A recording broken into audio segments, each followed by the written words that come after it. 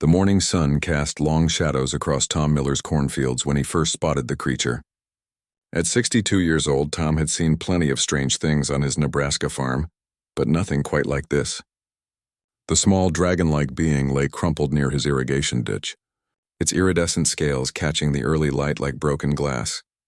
Tom approached cautiously, his weathered hands gripping his walking stick. The creature was no bigger than a house cat, with delicate wings that seemed too fragile for flight. Its breathing was shallow, and a thin trail of silver blood seeped from a gash along its side. Most striking were its eyes, large, intelligent orbs that tracked Tom's movement with unmistakable awareness. "Well, I'll be damned," Tom muttered, crouching down slowly. The creature didn't flee or show aggression. Instead, it made a soft, melodic sound that reminded him of wind chimes in a gentle breeze. Tom had always been a practical man, but something about this little being stirred his protective instincts. The creature's spacecraft, if it could be called that, was partially buried in the soft earth nearby. It looked more like a crystalline seed pod than any machine Tom could recognize. Wisps of strange energy still emanated from its cracked surface, creating patterns in the air that hurt to look at directly.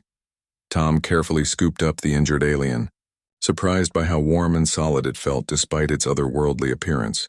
The creature nestled against his flannel shirt, its tiny claws barely pricking through the fabric.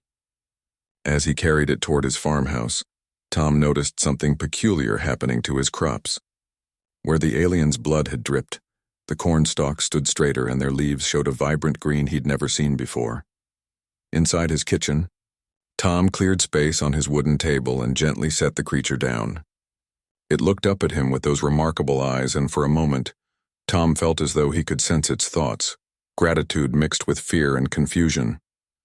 The alien was far from home, injured, and completely dependent on his kindness. "Don't you worry, little fella," Tom said softly, reaching for his first aid kit. "I've patched up plenty of critters over the years. You just rest easy." As Tom cleaned the wound with gentle precision, the creature began to emit a soft, pulsing light. The glow seemed to respond to Tom's touch, growing brighter when he was careful and dimming when he moved too quickly. It was as if the being was communicating through pure emotion, and Tom found himself instinctively adjusting his movements to keep the light steady and warm. The alien's wound was unlike anything Tom had encountered. The edges seemed to shimmer and move on their own, and when he applied antiseptic, the liquid was absorbed instantly without any sign of stinging or discomfort. Within minutes, the gash began to close itself, leaving only a faint line of silver against the creature's dark scales.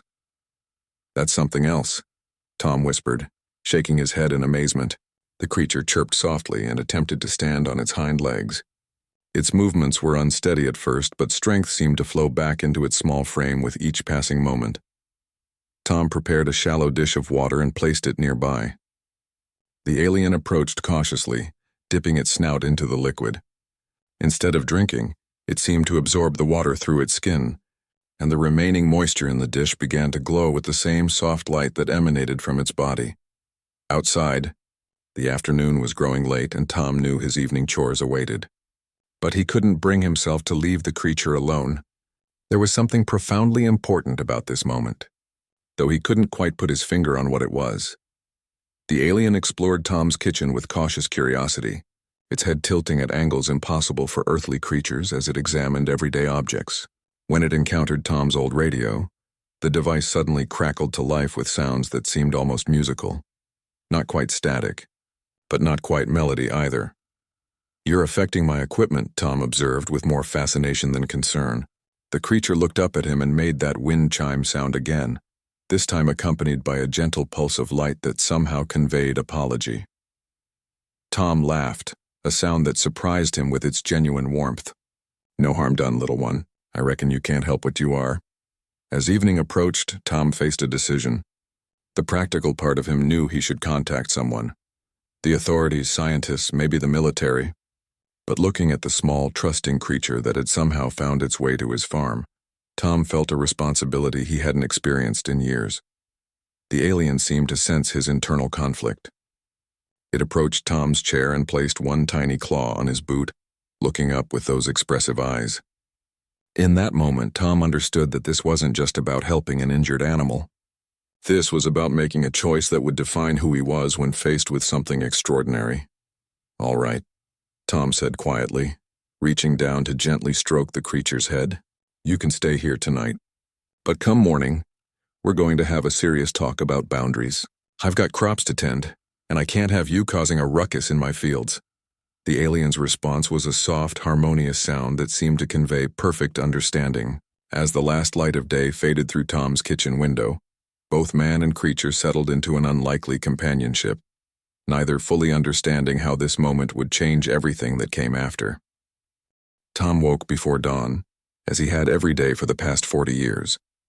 The familiar routine of coffee and morning preparations felt different somehow, and it took him a moment to remember why. The small alien was curled up in a nest of dish towels he'd prepared, its scales shifting colors in the dim light like a living aurora. The creature stirred as Tom moved about the kitchen, stretching its wings in a way that reminded him of a cat waking from a long nap. It chirped softly in what Tom was beginning to recognize as a greeting, and he found himself responding with a gentle "good morning" before he'd even consciously decided to speak to it. After a quick breakfast, Tom headed outside to begin his daily inspection of the crops. The alien followed at a respectful distance, its small form darting between corn rows with surprising grace. Tom noticed immediately that something had changed overnight. The area where the creature's blood had fallen was now a patch of impossibly perfect plants, stalks taller than any he'd grown, leaves greener than emeralds, and ears of corn that seemed to glow with internal vitality. "Now hold on there," Tom said, turning to face his small companion. The alien tilted its head, those large eyes blinking with apparent innocence. "I told you to stay out of my fields. This isn't staying out." The creature made a series of musical sounds that somehow conveyed confusion and slight indignation. It hadn't done anything on purpose, its manner seemed to suggest. Tom studied the enhanced plants more carefully and realized the alien might be telling the truth. The improvement seemed to radiate naturally from its presence, not from any deliberate action. "Well, I suppose you can't help what you are," Tom conceded, echoing his words from the previous evening. "But we're going to need some ground rules if this is going to work." As if understanding perfectly, the alien retreated to the edge of the field and perched on Tom's fence post. From there, it watched with obvious fascination as Tom went about his morning routine, checking irrigation systems and examining plants for signs of disease or pest damage. The alien's presence had an unexpected effect on the farm's ecosystem. Birds that normally fled at the first sign of movement now lingered nearby, their songs becoming more complex and melodious. Insects moved in strange, organized patterns as if following invisible currents in the air. Even Tom's old dog Rex seemed more energetic and alert than he'd been in months. By mid-morning, Tom had finished his inspection and found himself actually enjoying the alien's company. The creature seemed genuinely interested in farming, asking questions through a combination of gestures and musical sounds that Tom was slowly learning to interpret. When Tom explained the purpose of his irrigation system, the alien's eyes lit up with understanding, and it began making excited sounds while pointing toward its crashed vessel. "You're trying to tell me something about water, aren't you?" Tom mused, wiping sweat from his brow. The alien nodded vigorously and beckoned for him to follow. At the crash site, the alien's ship had changed overnight. What had been a cracked and damaged crystalline structure now showed signs of regeneration. New growth spiraled out from the main body, creating delicate, root-like extensions that had begun to interface with Tom's irrigation system. The alien pointed to these growths and then to the enhanced plants nearby, chattering in its musical language. "You're trying to help," Tom realized. "Your ship is somehow improving my water system." The confirmation came in the form of bright, joyful pulses of light from the creature. But Tom also sensed something else, urgency, perhaps even fear. The alien began gesturing toward the sky, making sounds that carried notes of warning. Tom followed its gaze upward but saw nothing more than ordinary morning clouds. Still, something in the creature's manner made him uneasy. "Are you expecting company?" he asked. The alien's response was a complex melody that somehow conveyed both yes and no. Company was coming, but not the kind either of them would welcome. Throughout the rest of the morning, the alien remained agitated, frequently scanning the horizon and making nervous sounds. Its distress was contagious, and Tom found himself watching the sky as well, though he couldn't say what he was looking for. The answer came shortly after noon. A low thrumming sound began to build in the distance, unlike anything Tom had ever heard. It wasn't quite mechanical, but it certainly wasn't natural. The alien immediately began to glow brighter, its scales shifting to deeper, more intense colors. "Trouble?" Tom asked, though he already knew the answer. The creature nodded gravely and began making urgent gestures toward the farmhouse. It wanted them to take cover, but something in its manner suggested that hiding might not be enough. As the thrumming grew louder, Tom made a decision that surprised him. Instead of heading for the house, he walked to his tool shed and retrieved his grandfather's old hunting rifle. He hadn't fired it in years, and he wasn't even sure what good it would do against whatever was coming, but he felt better having it in his hands. The alien watched this preparation with obvious approval, its own body beginning to emit a steady, determined glow. For such a small creature, it suddenly seemed quite formidable. "I don't know what's coming," Tom said quietly, "but this is my land, my home, and you're my guest now, which makes you my responsibility." The alien's response was a sound like silver bells in perfect harmony: gratitude, respect, and something that might have been affection, all wrapped into one beautiful note. The thrumming was getting closer, and Tom could now see dark shapes moving against the clouds. Whatever was coming, they would face it together. The farmer and the little alien dragon stood side by side at the edge of the cornfield, ready for whatever came next. Tom checked his rifle one more time and noticed that his hands were remarkably steady. Strange how facing the impossible could make a man feel more alive than he had in years. The alien beside him pulsed with gentle light, and Tom found himself smiling despite the approaching danger.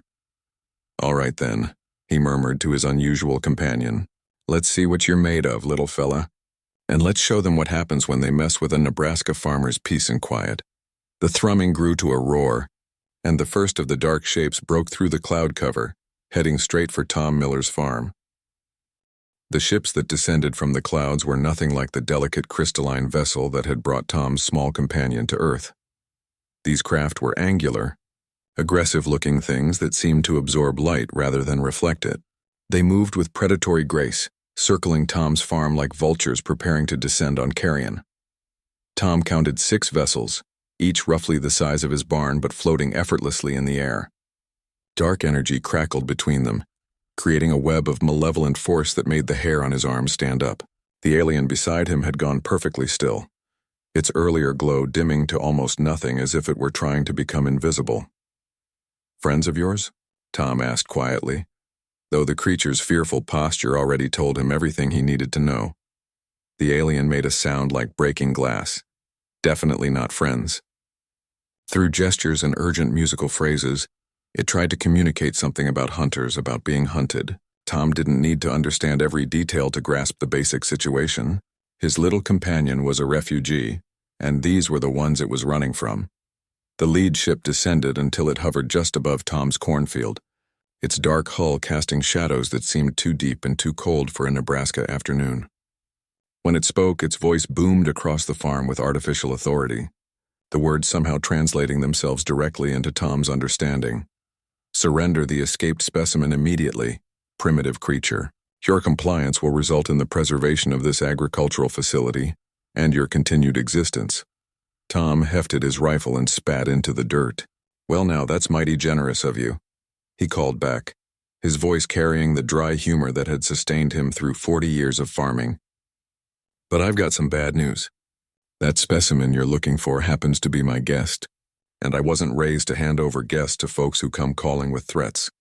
The alien beside him made urgent, worried sounds, clearly trying to convince Tom to save himself by giving up. But Tom had made his decision the moment he'd carried the injured creature into his kitchen. Some things were worth fighting for even when the fight seemed hopeless. "Your defiance is noted and irrelevant," the ship's voice boomed. "The specimen contains vital genetic information belonging to the hegemony. Its recapture is non-negotiable." "Genetic information?" Tom glanced down at his companion, who was glowing brighter now, not with fear but with what seemed like righteous anger. "You mean you're treating this little one like some kind of laboratory rat?" The alien's confirming sound was filled with pain and fury. Through its musical language, Tom began to understand fragments of a larger story. Experiments, captivity, others who had suffered and died. His small friend was apparently the survivor of something terrible, and these hunters wanted to drag it back for more of the same. Tom's jaw tightened.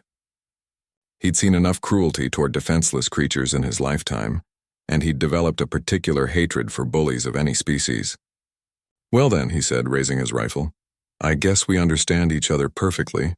You want to take my guest, and I'm inclined to disagree with that plan." The response was immediate and overwhelming. Energy beams lanced down from all 6 ships, converging on Tom's position with lethal precision.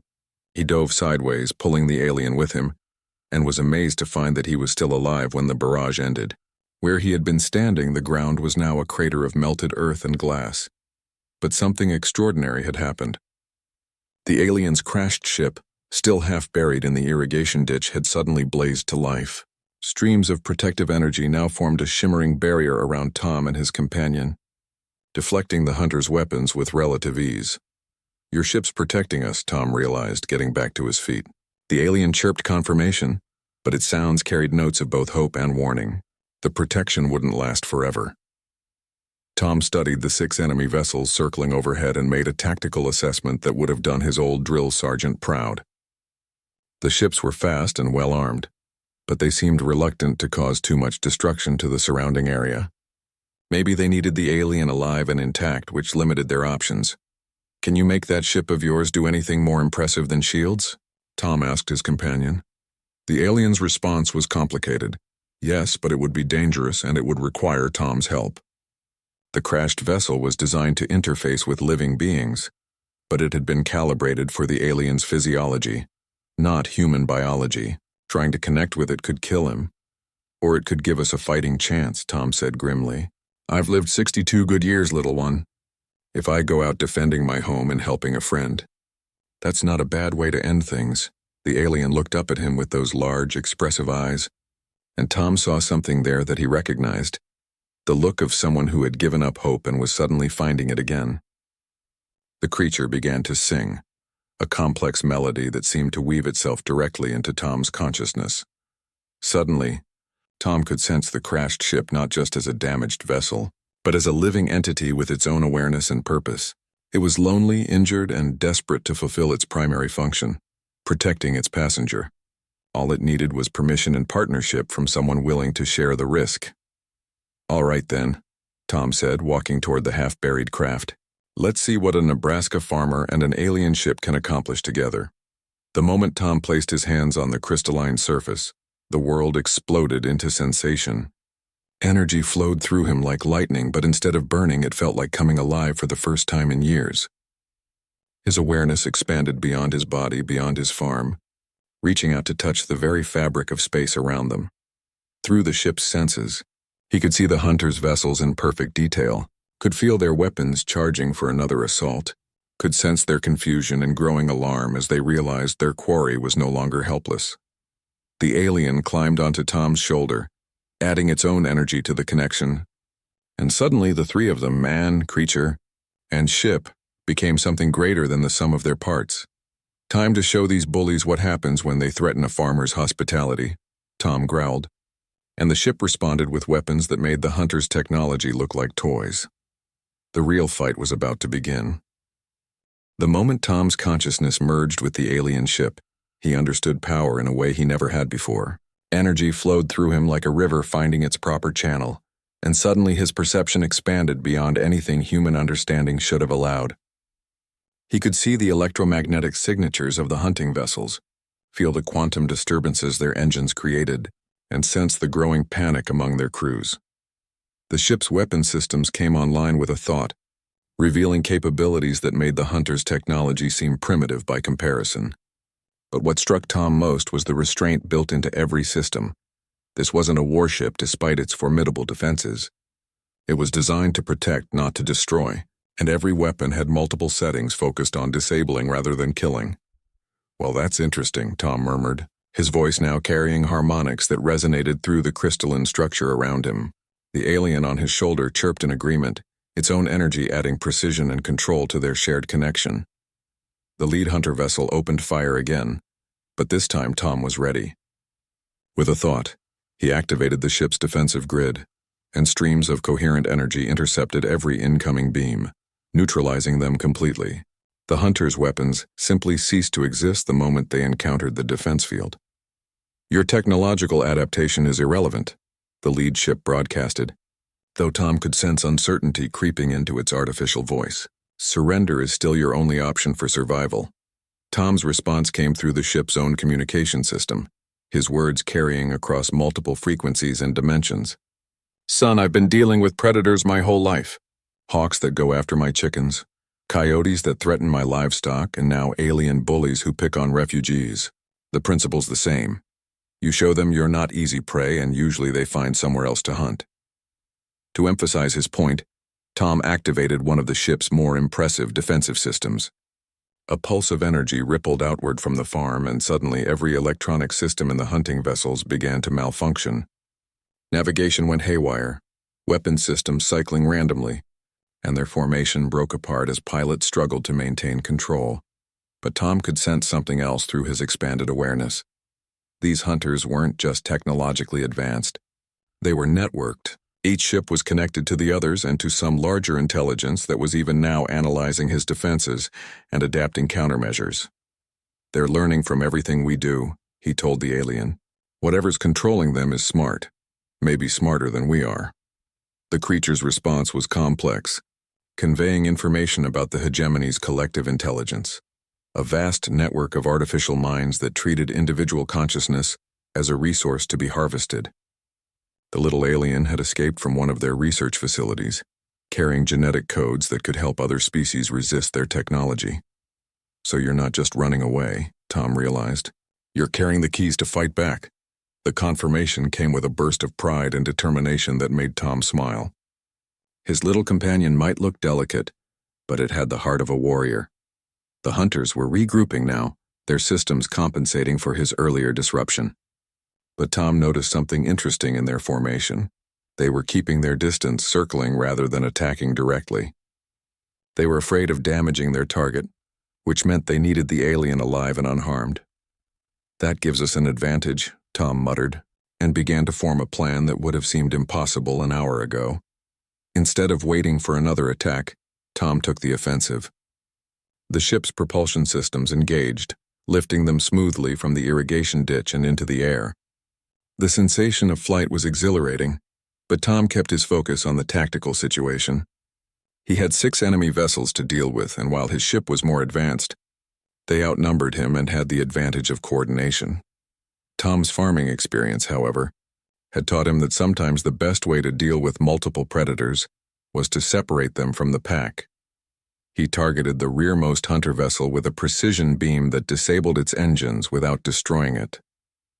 The ship immediately began to fall, its crew forced to focus on emergency landing procedures rather than the hunt.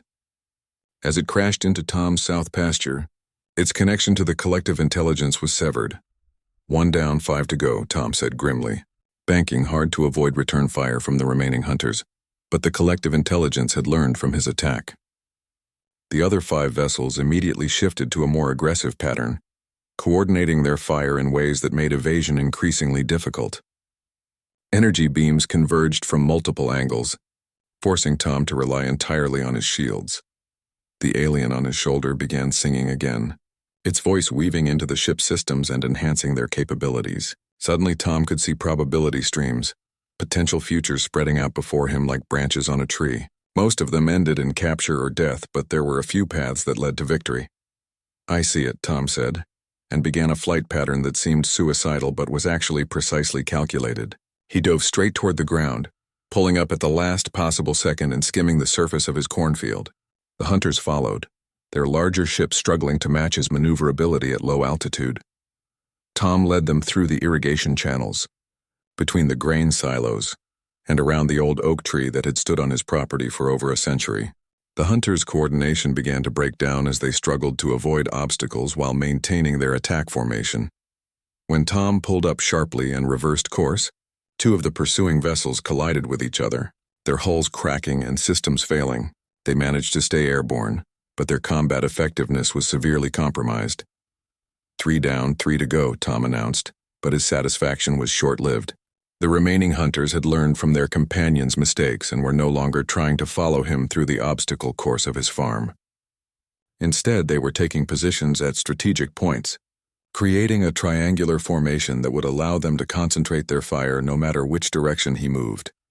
Worse, Tom could sense them charging weapons he hadn't seen before, devices that seemed designed to disrupt the very connection between him, the alien, and the ship. If they succeeded in breaking that bond, the fight would be over. "They're getting serious," Tom told his companion. "Time for us to do the same." The alien's response carried notes of both agreement and warning. The ship had more powerful systems, but using them would drain its energy reserves completely. It would be all or nothing, one devastating attack that would either end the fight or leave them completely defenseless. Tom looked out at his farm, the fields he'd tended for 40 years, the home he'd built with his own hands, the peaceful life he'd carved out of the Nebraska soil. Then he looked at the little alien whose trust had brought meaning back to his existence. "Sometimes," he said quietly, "a man has to go all in when something important is on the line." The ship's most powerful weapons began charging, gathering energy from every available system. Tom could feel his own life force being drawn into the process, but he didn't hesitate. Some things were worth any price. The final confrontation was about to begin. As the ship's ultimate weapon charged, Tom felt something he hadn't experienced since his youth. The absolute clarity that came with facing impossible odds for something that mattered. The energy building around them was beyond anything terrestrial science could comprehend, drawn from quantum fluctuations and the fundamental forces that held reality together. The 3 remaining hunter vessels had taken positions at the points of a triangle, their disruption weapons humming with malevolent energy. Tom could sense their strategy through his expanded awareness. They would fire simultaneously, creating a field of interference that would sever the connection between him, the alien, and the ship. Without that bond, they would be helpless. 30 seconds until they fire, Tom announced, watching the probability streams narrow to almost nothing. "Whatever we're going to do, it has to be now." The alien song had become something transcendent, a melody that seemed to reach into the deepest layers of space-time itself. Through their connection, Tom began to understand what the ship's ultimate system actually was. Not a weapon in any conventional sense, but something far more profound. It was a consciousness amplifier, designed to broadcast the awareness and will of its pilot across vast distances. In the right hands, it could turn a single individual into a force capable of inspiring entire civilizations. But using it required total commitment. The pilot's consciousness would be permanently changed, expanded beyond normal limits, but also beyond the possibility of return to a purely human perspective. "You're asking if I'm ready to stop being just human," Tom said quietly. "To become something more, something that can protect not just this farm but others like it across the galaxy." The alien's response was filled with both hope and sorrow. Yes, that was exactly what was being asked, and yes, it was an irreversible choice. But Tom had shown in the past few days that he already possessed the qualities that made for great protectors: compassion, courage, and an absolute refusal to abandon those who depended on him. Tom thought of his quiet life, his simple routines, the peaceful solitude that had defined his existence for decades. Then he thought of the little alien who had trusted him with its life, and all the others who might face similar situations across the stars. The choice, when he really considered it, wasn't difficult at all. "Well then," he said, placing his hand more firmly on the ship's control interface, "I reckon it's time this old farmer learned some new tricks." The moment Tom committed fully to the transformation, everything changed. His consciousness exploded outward like a supernova, touching distant stars and alien minds, feeling the pulse of life across countless worlds. He was still Tom Miller, but he was also something vastly more, a guardian whose awareness could span light years, and whose will could influence the fundamental forces of creation. The hunter's disruption weapons fired at that exact moment, their beams converging on the space where Tom's ship hovered. But instead of severing the connection between pilot and vessel, they encountered something they had never faced before: a human consciousness that had been willingly expanded beyond all normal limitations. Tom absorbed their attack, converting the disruptive energy into something entirely different. Where the beams touched his ship, new systems came online. Not technological additions, but extensions of his own transformed awareness. The vessel became a part of him in a way that transcended any mere human-machine interface. "My turn," Tom said, and his voice carried across dimensions. What happened next was not an attack in any conventional sense. Tom reached out with his expanded consciousness and simply touched the minds of the hunter pilots. But that touch carried with it the full weight of human experience. 40 years of farming under an open sky, the satisfaction of growing things from seeds, the simple pleasure of a job well done, and the profound contentment that came from protecting what mattered. The hunter pilots, creatures bred and programmed for aggression and domination, had never encountered anything like it. Their artificial minds, designed to process tactical data and execute commands, were suddenly flooded with concepts they had no framework for understanding: compassion, self-sacrifice, the joy of creation rather than destruction. One by one, the hunting vessels simply stopped. Not destroyed, not disabled, but transformed. Their crews sat in silent wonder as they experienced, for the first time in their existence, what it meant to choose protection over predation, growth over consumption, cooperation over conquest. The collective intelligence that controlled them tried desperately to re-establish contact. But Tom's influence had created something unprecedented: free will in beings that had never known it existed. The hunters were no longer hunters, but individuals capable of making their own choices. "You're free now," Tom told them, his words reaching directly into their consciousness. "You can go back to your masters, or you can find a better way to live. The choice is yours." The response came not in words, but in pure emotion: gratitude, confusion, and the first tentative stirrings of hope. One by one, the former hunter vessels turned away from Earth and departed, not in defeat, but in search of something they had never known they were missing. As the last ship disappeared into the distance, Tom felt his expanded consciousness begin to stabilize. He was still connected to the vast network of awareness he had accessed, but the overwhelming flood of sensation was becoming manageable. He was learning to be both human and something more, finding a balance that allowed him to remain himself while carrying new responsibilities. The alien on his shoulder had been singing throughout the entire transformation, its melody serving as an anchor that kept Tom grounded in his original identity. Now it looked up at him with eyes that reflected both pride and concern. "I'm still me," Tom assured his small friend, understanding the question without needing to hear it. "Just with a bigger backyard to look after now." The ship settled gently back into the irrigation ditch, its systems powering down to normal levels. But Tom could sense that everything had changed. Not just for him, but for the entire farm. The land itself had been touched by the energies they had unleashed, transformed into something that would serve as a beacon for other refugees, other lost souls seeking sanctuary. Tom climbed down from the ship and looked around at his property with new eyes. The cornfield where he had made his stand was now visibly different, the plants growing in patterns that seemed to shift and change when viewed from different angles. The irrigation system hummed with energies that had nothing to do with earthly engineering, and the very air seemed charged with possibility. "Well," Tom said, settling his hat more firmly on his head, "I suppose we'd better get back to work. These fields won't tend themselves, and something tells me we're going to have more company before long."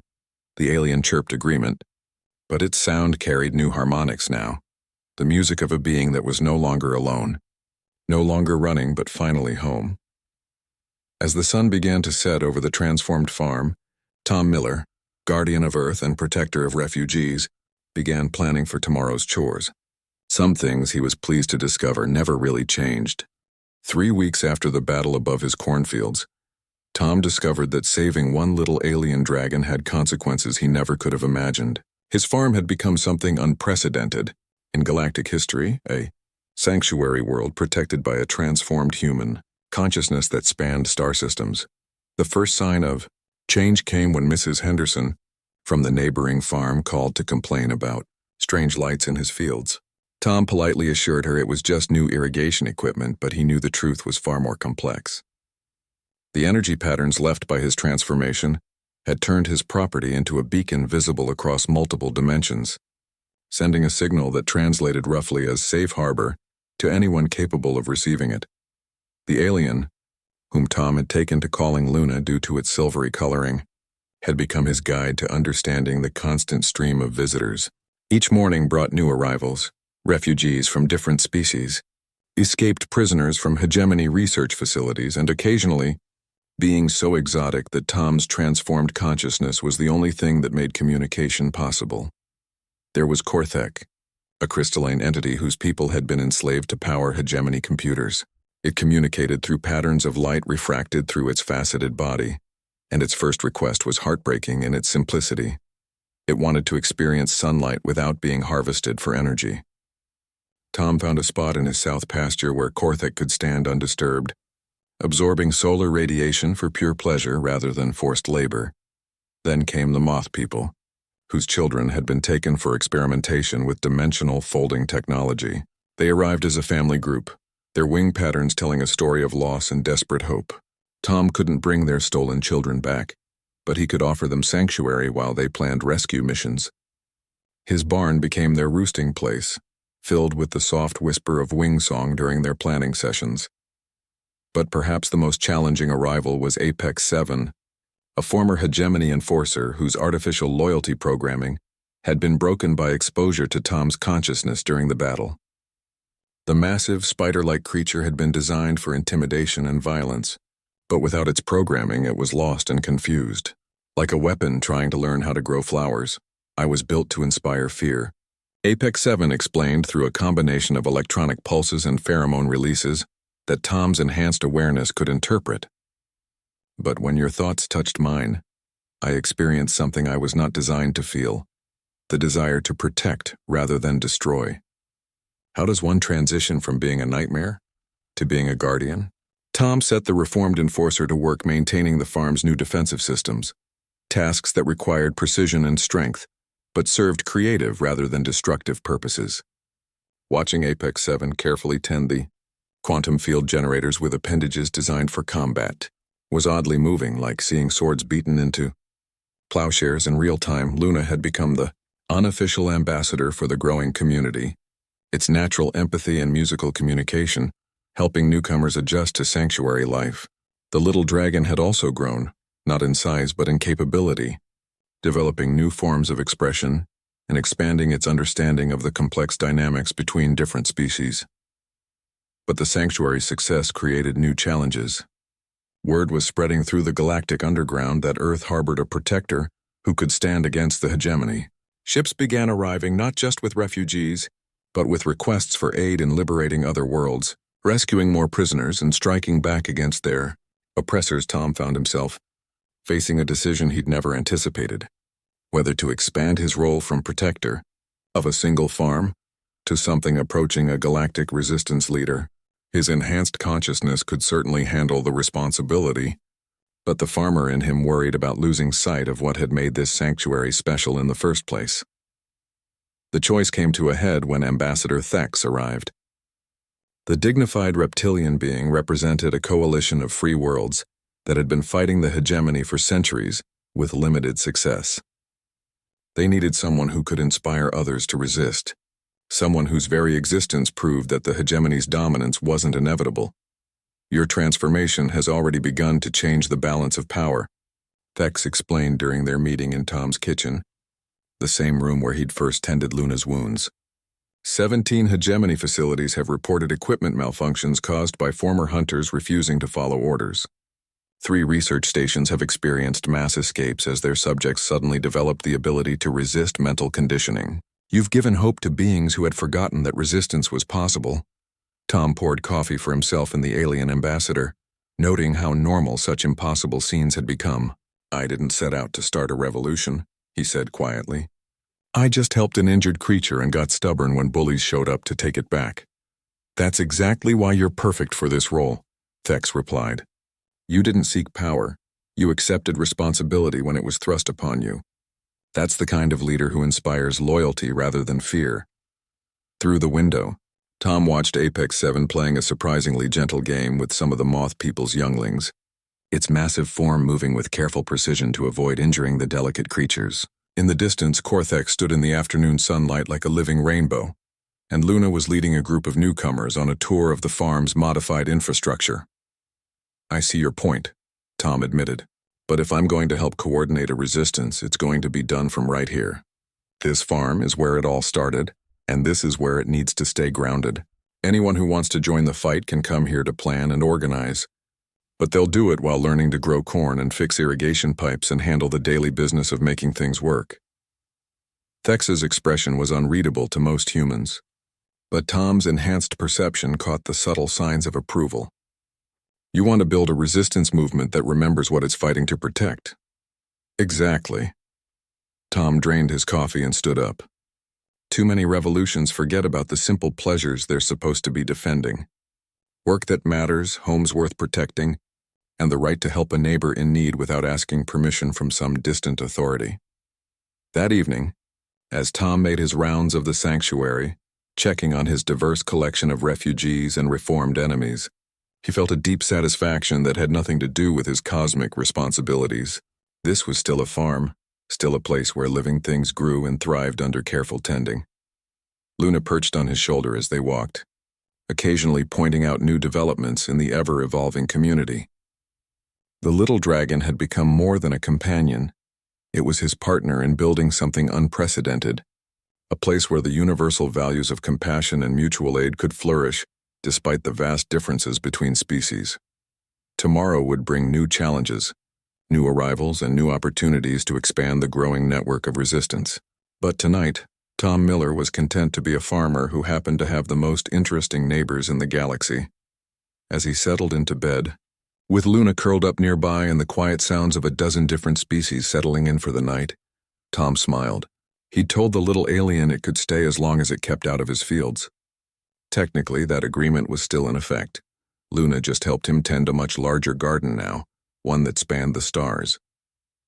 6 months after Luna's arrival, Tom's farm had become the unlikely headquarters of the most successful resistance movement in galactic history.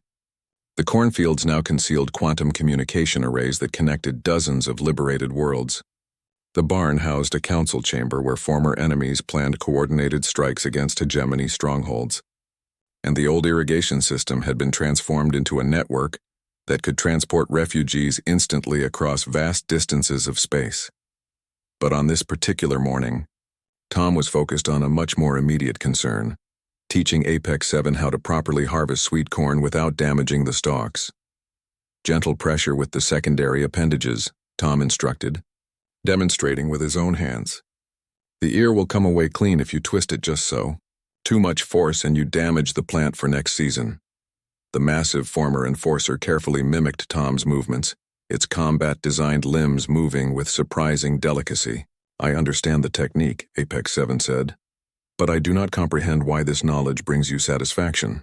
The quantum weaponry maintenance provides more immediate strategic value. Tom smiled, wiping sweat from his brow as he moved to the next row. That's because you're still thinking like a weapon instead of a gardener. Strategic value is important, sure, but so is the satisfaction of growing something instead of destroying it. That's what we're really fighting for. The right to choose creation over destruction. Luna, now grown to the size of a small horse but retaining its original gentle nature, chirped agreement from where it was working alongside the moth people to pollinate the enhanced crops that would feed the growing refugee population.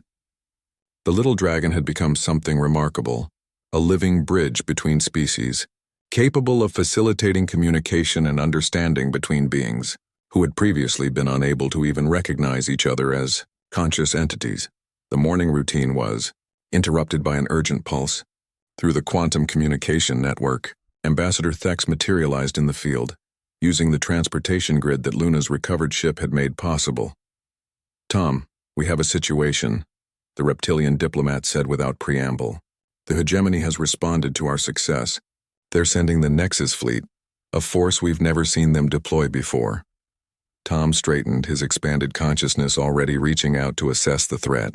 What he sensed made him pause in genuine concern. The approaching fleet was massive, hundreds of ships powered by enslaved consciousnesses, each vessel capable of destroying entire star systems. But more troubling was the nature of the intelligence controlling them. It wasn't artificial like the hunters he'd faced before. This was something far older and more malevolent. How long do we have? Tom asked, though his awareness was already providing the answer. 3 days until they reach Earth's solar system, Thex replied. The coalition worlds are mobilizing everything they have, but even combined, we don't have the firepower to stop a force that size. Across the farm, the various refugees and resistance members had stopped their activities as news of the threat spread through the quantum network. Tom could feel their fear, their despair, their growing certainty that the sanctuary they'd found was about to be destroyed. But underneath those emotions, he sensed something else. A stubborn refusal to surrender.